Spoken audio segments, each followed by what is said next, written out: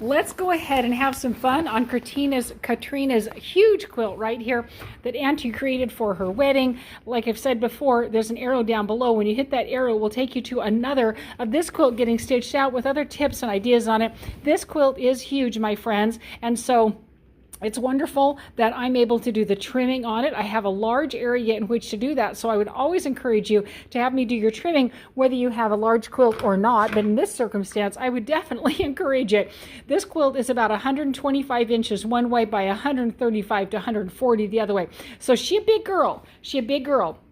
Here's the backing. You can see how beautiful that's turned out. Linda helped create the backing right there. I put my new beautiful design on here called Mums, and I did it in the olive green color of thread, which is actually really goldeny green color. So it's absolutely stunning. I'm excited to get to the binding, which actually is some fabric that I already have cut. It'll be looking kind of similar to this right here, so I'll be getting onto that soon and showing you the process.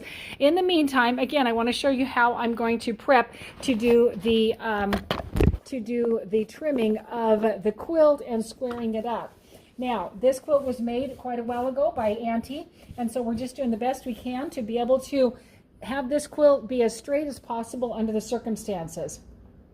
I'm going to line up my template along someplace on the inside of the quilt. In this case, I am using this inner border, as you can see right here, and I'm going to line up a line of the acrylic ruler so that it's going to be as straight along that line as possible. I'm going to be maneuvering the quilt as needed, because what I want to end up with is a border that's 1 3/4 inches all the way. So I'm maneuvering the quilt as much as I need to so that that can occur.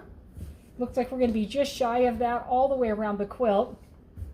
I've already trimmed 3/4 of it, as you can see, and so I'm just down to the last little bit. So I'm going to do what I need to do in order to be able to create a border that in this case is 1 3/4 inch, just shy of 1 3/4 inch all the way across, and sometimes it takes a little maneuvering in order for that to be able to occur. But that's my point, is that I'm very fastidious about squaring up your quilts and about trimming your quilt. So whether you want me to just trim it and you're going to be doing the binding on it, you just don't have enough space to be able to do that, or whether you want me to do a beautiful binding on it, which I have a passion for, either way works out great. Now your quilt is nice and straight, it's trimmed all the way along. The border is just shy of 1 3/4 inches, and it's all going to turn out beautiful. I'm going to get that binding created and put that onto it very soon as well. So again, consider having me do the binding on your quilt. I have a passion for it.